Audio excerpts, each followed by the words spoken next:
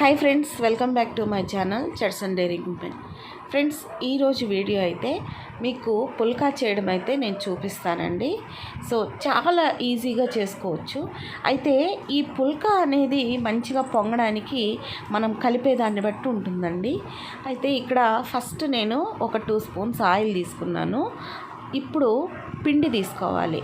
ఈ 2 spoons oil మాత్రమే వాడతారండి. మొత్తం మీద మనం ఎంత పిండన్నా తీసుకొనివ్వండి, దానికి ఒక 2 స్పూన్లు మాత్రమే ఆయిల్ అనేది తీసుకుంటాం. తర్వాత ఇక్కడ నేను పిండి, మా ఇంట్లో ఎంతమంది ఉన్నామో అంతమంది సరిపడా నేను పిండిని అయితే తీసుకుంటున్నాను. ఇక్కడ మనకి పుల్కాకి ఎప్పుడైనా కూడా సాల్ట్ అనేది తక్కువ వేసుకుంటేనే బాగుంటుంది. ఎందుకంటే కర్రీలో ఆల్రెడీ మనము ఉప్పు సరిపడా వేసుకుంటాం కాబట్టి ఈ పుల్కా ఆ కర్రీ వేసుకొని తింటుంటే ఎలా ఉంటుందంటే ఉప్పగా అనిపిస్తుంది. అందుకని ఎప్పుడైనా కూడా పుల్కాలో తక్కువ ఉప్పు అనేది వేసుకోవాలి. తర్వాత ఆ ఆయిల్, సాల్ట్ మొత్తం కలిసే విధంగా బాగా కలుపుకోవాలి. తర్వాత నీళ్ళు తగినంత పోసుకొని పిండిని మంచిగా కలుపుకోవాలి. ఇక్కడ మీరు ఒక విషయం గుర్తుంచుకోవాలి. పిండి అనేది ఎప్పుడైనా కూడా 2 రకాల గోధుమలు ఉంటాయండి. అంటే నాకు తెలిసింది నేను మీకు చెప్తున్నాను. సో అదొక్కసారి మీరు గమనించుకోండి. మామూలుగా మనం జనరల్గా మనం కొనుక్కునే గోధుమలు వచ్చేసి కాస్త లావుగా కొంచెం తెల్లగా కనిపిస్తుంటాయి అన్నమాట. కానీ ఇంకో రకం గోధుమలు ఉన్నాయి, అవి వచ్చేసి ఎర్రగా ఉంటాయి, పొడవుగా ఉంటాయి. ఈసారి నేను మీకు ఆ గోధుమల డిఫరెన్సెస్ కూడా నేను చూపిస్తాను. ఇప్పుడు నా దగ్గర అయితే ఆ గోధుమల ఫొటోస్ అయితే లేదంటే అది కూడా నేను చూపించేదాన్ని. సో ఒకటి వచ్చేసి ఎక్కువ ఫైబర్ ఉంటుంది, ఒకటి వచ్చేసి తక్కువ ఫైబర్ ఉంటుంది. సో ఎక్కువ ఫైబర్ ఉన్న గోధుమలు కాస్త రెడ్గా ఉంటాయి. తక్కువ ఫైబర్ ఉన్న గోధుమలు మనకి జనరల్గా షాప్స్లో దొరికే గోధుమలు అన్నమాట. అయితే మనం తక్కువ రేటు కదా అని కొనేసుకుంటూ ఉంటాము. కానీ ఆ గోధుమ రొట్టె తినడం వల్ల మనకి ఎలాంటి ప్రయోజనం అయితే ఉండదు. మైదా ఎలానో అవి కూడా అలానే. అందుకని మనం ఏం చేయాలి అంటే ఈ ఫైబర్ ఎక్కువగా ఉన్న గోధుమల్ని మనం ఈ పిండిలో కలుపుకోవాలన్నమాట. అప్పుడే మనకి రొట్టె కూడా రుచిగా ఉంటుంది.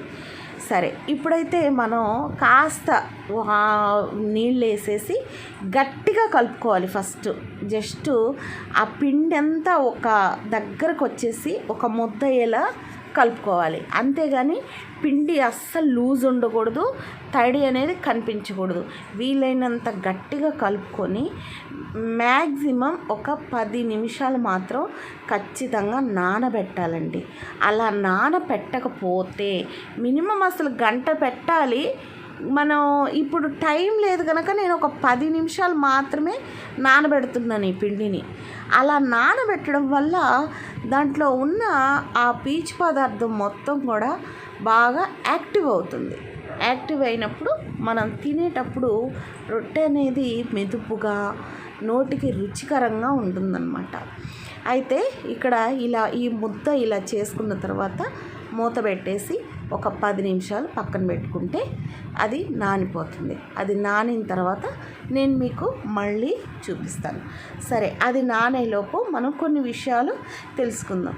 ఇలా 2 రకాల గోధుమలను పట్టించుకోవడం వల్ల ఏమవుతుందంటే మనకి ఫైబర్ అనేది బాగా వస్తుంది. అలాగే పిండి కూడా చాలా రుచిగా ఉంటుందండి. ఈసారి నేను ఆ గోధుమలు కొనేటప్పుడు మీకు ఆ షాప్ దగ్గర కూడా నేను వీడియో తీసి చూపిస్తాను. సో మీరు అవి గనక తీసుకుంటే రొట్టె అనేది చాలా చాలా బాగుంటుంది. ఇప్పుడైతే మనకి పిండి బాగా నానిపోయింది. నానిన తర్వాత చూడండి, ఇందాక గట్టిగా కలుపుకున్నాం కదా, ఇప్పుడు నలుపుతుంటే కాస్త స్మూత్గా మంచిగా కలుస్తుంది. ఇప్పుడు దీన్ని వీలైనంత బాగా మర్దన చేయాలి. ఇంకా అసలు వాటర్ పోయాల్సిన అవసరమే లేదు. కానీ కొన్ని సందర్భాల్లో మరీ గట్టిదనం అనిపిస్తే అప్పుడు కొద్దిగా వాటర్ యాడ్ చేసుకుంటే సరిపోతుంది. ఇక్కడైతే నేను స్టార్టింగే తగినంత నీళ్ళు పోసుకొని కలుపుకున్నాం కాబట్టి ఇప్పుడు నానిన తర్వాత అంతగా వాటర్ అయితే నాకు పట్టలేదు. సో దీన్ని వీలైనంత బాగా మర్దన చేయాలి. ఎంత కలిపితే రొట్టె అంతా బాగా మృదువుగా ఉబ్బుతుంది.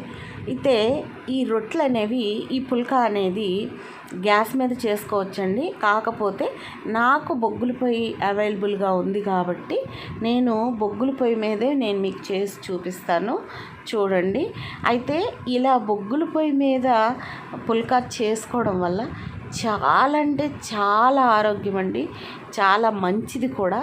సో మీరు అలా చేయడానికి ప్రయత్నం చేయండి. ఇప్పుడు మనకి గ్యాస్ కష్టాలు ఉన్నాయి కాబట్టి చాలామంది కూడా కరెంటు స్టవ్ మీద ఇంట్రెస్ట్ చూపిస్తున్నారే కానీ కొద్దిగా ఓపిక చేసుకొని వెనకటికి వెళ్తే మాత్రం మనకి ఈ బొగ్గులు పొయ్యి, కట్టెలు పొయ్యి మళ్ళీ మన ఆరోగ్యాన్ని తీసుకొచ్చి మన చేతిలో పెడతాయండి. ఇది అసలు విషయం. సో ఇకపోతే మనకి ఇక్కడ పిండి చూడండి ఎంత చక్కగా మృదువుగా కలిసిపోయిందో చూడండి. నొక్కితే అలా నొక్కులు పడుతూ ఉంది, చాలా బాగుంది. చిన్నపిల్లల బుగ్గల్లాగా ఉంది పిండి. ఇప్పుడు మనము పిండిని చిన్న చిన్న ఉండలుగా చేసుకోవాలి. మరి పెద్ద ఉండలు చేసుకోకూడదు. మంచిగా ఒక బొరుగు ముద్ద సైజు ఉండలు చేసుకొని ఇప్పుడు వాటిని మనం రొట్టెలుగా రుద్దుకోవాలి.